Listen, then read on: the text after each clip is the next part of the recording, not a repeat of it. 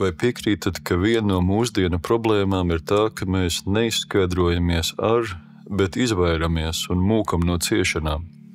Drošībā un pārticībā spriest par to cēloņiem un mērķiem ir mazproduktīvi. Tādēļ katra cilvēka dzīvē ir brīži, kas dod iespēju citādi uzdot mūžseno jautājumu, kāpēc ciešanas?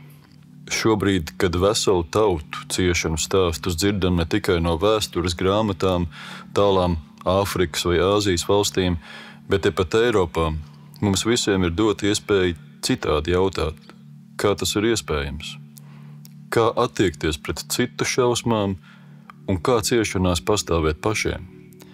Ja šo jautājumu uzdodam citādi, tad varbūt esam gatavāki arī saņemt citādu atbildi. Ījeba grāmata ir viena no tām saucamajām Bībeles gudrības grāmatām. Dosim tai iespēju mūs pavadīt. Ījeba grāmatā 19. nodaļā no 23. līdz 27. pantam lasām.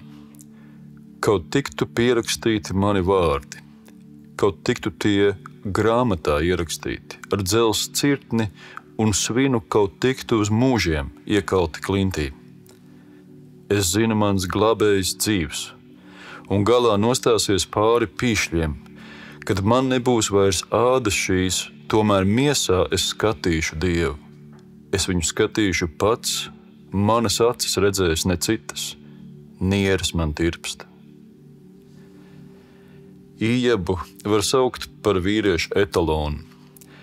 Viņš bija taisns un dievbijīgs vīrs, labs ģimenes galva, veiksmīgs savos darījumos, ietekmīgs un respektēts cilvēks. Taču tad īsā brīdī viņš zaudēja visu savu bagātību, visus savus bērnus un pats saslima ar kādu ādas slimību. Aprakstīdams savu situāciju, Ījebs saka, manas cerības Dievs mani ir izrāvis kā koku ar visām saknēm. Runādams par sevi, tuviem cilvēkiem, Ījebs saka, mana dvaša riebi pat manai sievai, es jau nelabu ožu pie manas cilts piederīgajiem vīriem. Nekas nav palicis no viņa cieņas. Pat draiskulīgi zēni mani muļķo, kad es ar pūlēm mēģinu piecelties, viņa zobojas par mani. Tam vēl klāt fiziskas ciešanas. Mani kauli līp pie manas ādas, pie manas miesas, un no maniem zobiem atlikusi vienīga āda. Ījebam pat ir liekta līdzjūtība. Sievai viņš izraisa riebumu, bet draugu loģika ir vienkārša. Dievs ir taisns. Ja tu esi tā piemeklēts, tad acīm redzot ir par ko. Ko būtu jānodara cilvēkam, lai viņš kaut ko tādu būtu pelnījis? Taču, kad Ījebs izmeklēs savu dzīvi, viņš savu draugu un apsūdzētāju priekšā var atļauties teikt, atzīstiet taču, ka netaisni Dievs man ir locījis pie zemes. Ījebam bija iemesls Dievā vilties un viņu apsūdzēt un no viņa novērsties. Un lasot Ījeba stāstu liekas, tas tiešām tūlīt notiks. Viņa ticība ir satricināta pašos pamatos. Ir brīdis, kad viņš ir apjucis, izmisis, dusmīgs, bezcerīgs, salauzts un padevies. Uz šī kopējā fona mūsu teksta fragments ir kā skaists izņēmums, apskaidrības brīdis. Varbūt arī jūs tādus esat piedzīvojuši. Liekas, tu it kā izbāz galvu no ūdens un piepeši tik skaidri ieraugi pasauli ap sevi. Visam redza likumsakarības, jēgu un nozīmi. Dievs ir tik tuvu un cerība ir tik reāla. Šķiet, ka savu posta vidū Ījebs piedzīvo kaut ko līdzīgu. Pēc tam viņš atkal iegrims neziņā un izmisumā, taču visa kopējā stāstā ir šāds brīdis. Acīm redzot, tam ir sava nozīme tajā, kāpēc Ījebs no savas ticības neatsakās un no Dieva neatkāpjās, ja pat pēc atbildes uz viņa kāpēc vēl ir jāgaida. Kā pret šādiem apskaidrības brīžiem attiecamies mēs? Vai novērtējam un ņemam tos līdz kā pamatu nezināmajā, nekontrolējamā un bieži neizskaidrojamajā dzīvē? Mūsu lasīto rakstu fragmentu veidoja divas daļas. Vispirms Ījebs izsaka vēlmi, kaut viņa vārdi taptu pierakstīti ar dzelzs cirtni uz mūžiem iekalti klintī. Un pēc tam seko vārdi, kurus droši varētu saukt par Ījaba ticības apliecību. Man neatbildēts paliek jautājums, ko īsti Ījabs vēlas pierakstīt. Vai viņš nākošajām paudzēm grib nodot savu ciešanu stāstu, vai arī pārsteidzošo ticības apliecību. Bet varbūt viņš vērtību saskata abos. Ja to attiecinam uz ciešanu stāstu, tad jājautā, kam tādi ir vajadzīgi. Vai dzīve šajā pasaulē jau tā nav smaga? Kāpēc atgādināt par citu ciešanām? Acīm redzot, tiem ir kāda vērtība, jo cauri gadsimtiem cilvēki tos ir izvēlējušies saglabāt. Bībelē ir Jeremijas raudu vai vaimanu dziesmas. Nesen latviski ir iztulkota un izdota 10. gadsimta armēņu mūka Narekas Grigora žēlabu grāmata. Mēs neļaujam aizmirstībā pazust stāstiem par latviešiem Sibīrijas gulagos vai esasiešu īstenotām šausmām koncentrācijas un nāves nometnēs. Kāpēc? Jo šajos stāstos ir kāda dārgi maksājusi dāvana nākamajām paudzēm. Tajos ir kaut kas vērtīgs, lai tās varētu dzīvot labākas dzīves, mazāk ciešanas radītu citiem un paši būtu spējīgāki sastapties ar tām ciešanām, kas mūsu cilvēku tapšanas ceļā ir neizbēgams. Nesen pirmo reizi mūžā biju Aušvicas-Birkenavas koncentrācijas nometnē. Tā bija satricinoša pieredze. No vienas puses šausmīgā brutalitāte un cilvēku rokām radītā nāves mašīna. No otras puses cilvēki, kuri pacieta necilvēcīgus pazemojumus, šausmīgus apstākļus, kuros nāve vairs nebija nekas ārkārtējs, bet ikdiena.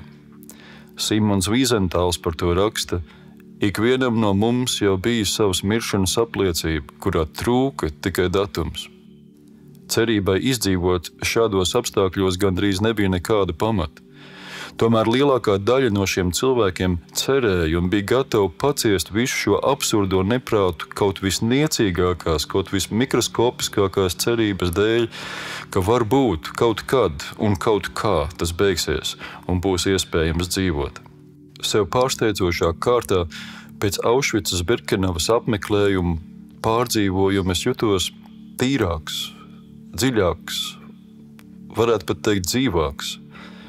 Es jautāju sev, kur mūsos slēpjas šādas neaptveramas nežēlastības potenciāls, un vai tiešām ir tā, ka potenciāls mīlēt mūsos ir vēl lielāks, jo reiz tādu tēzi bija dzirdējis. Manuprāt, abi virzieni ir bezgalīgi. Jautājums ir par to, uz kuru pusi tu pagriezīsies, vai arī kurp ļausi sev pagriezt. Ar citām acīm es paskatījos uz savu dzīvi, par kuru reizēm gribas gausties. Pārsteidzošā kārtā cilvēku cīņa par dzīvību šajā nāves mašīnā man palīdzēja sajust dzīvības un dzīves vērtību. Šādi īsti, dziļi un satricinoši ciešanu stāsti šodien Ukrainā un tuvajos austrumos tiek stāstīti ikdienas. Līdz mums tie pārsvarā nonāk nedzīvi, sekli un notrulināti ar piemērotu virsrakstu statistiku. Tomēr, ja kādu no šiem stāstiem sastapsim, ļausim, lai tas sniedz mums savu neparasto dāvanu. Viens no šādiem stāstiem ir arī Ījaba stāsts. Taču Ījabs nepalika tikai pie ciešana apraksta. Tam sekoja pārsteidzoša, ar prātu neizskaidrojama un nepamatojama ticības apliecība. Es zinu, mans glābējs dzīvs, un galā nostāsies pāri pīšļiem. Es skatīšu Dievu. Te ir kaut kas vairāk par cerību vai vēlmi. Ījabs saka, es zinu, mans glābējs dzīvs. Ījabs nenoliedz ciešanas. Viņš pat gribētu, lai tās taptu pierakstītas par ieguvumu nākamām paudzēm, tomēr ciešanas paliek fonā, kad viņš runā par glābēju. Viņš nav palicis tikai pie ciešanām. Tās viņu ir aizvedušas līdz glābējam. Svarīgākais nav, kādā nelaimē tu esi, bet gan kādam glābējam tu tici. Vārds glābējs ir tulkojums no ebreju vārda goel, kas atspoguļo vienu no brīnišķīgiem vecās derības tēliem. Ar vārdu goel apzīmēja cilvēku, kurš iestājās par neaizsargāto, lai aizstāvētu viņa lietu, attaisnot izvirzītās apsūdzības un atrieptu viņam nodarīto pārdarījumu.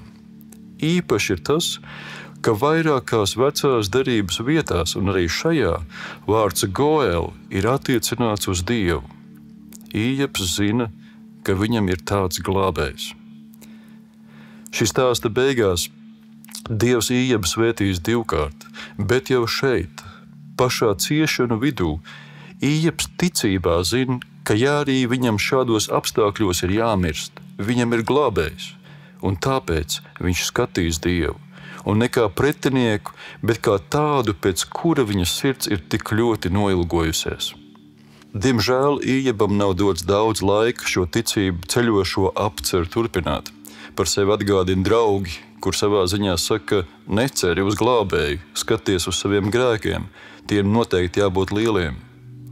Ījebs tam nevar piekrist un pastāv uz savu godīgumu, un stāsts nonāk strupceļā. Tai brīdī Ījebu no viesuļa uzrunā Dievs. Pārsteidzošais ir tas, ka Dievs apstiprina Ījeba taisnumu. Viņa ciešanas nav grēka rezultāts.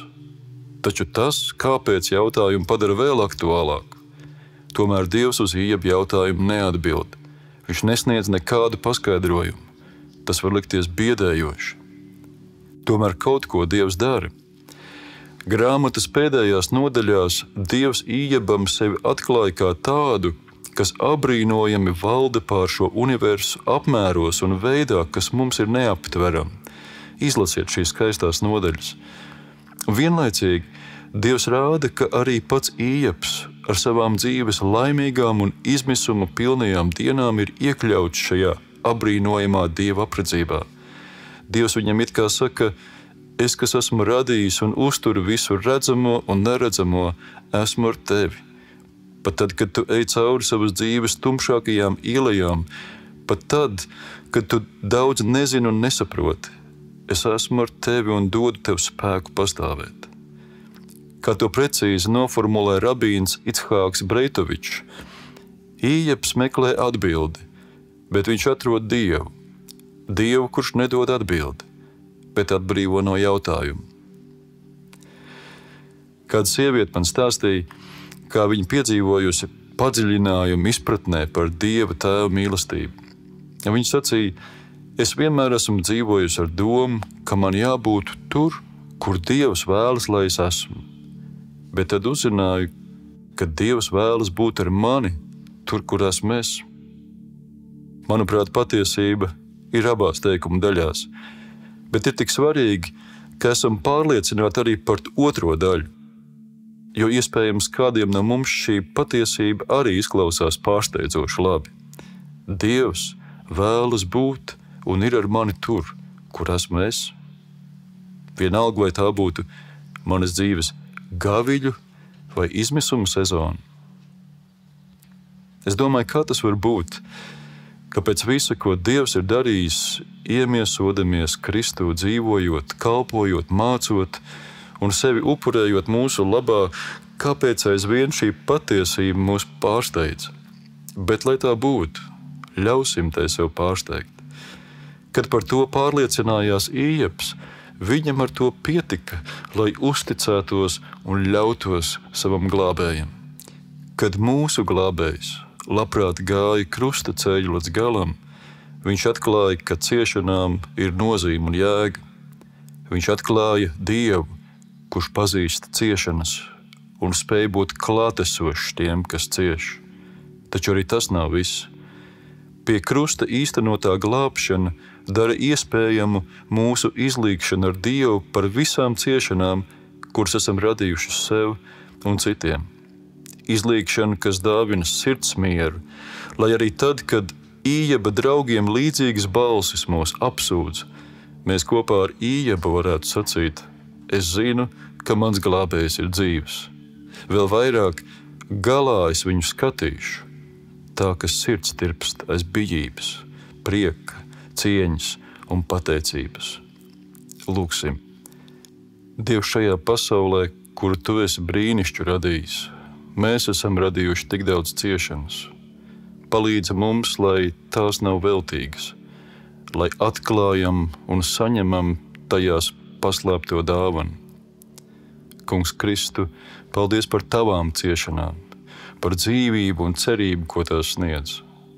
Paldies par tavu augšām celšanos un iespēju mums dzīvot, zinot, ka mūsu glābējs ir dzīvs.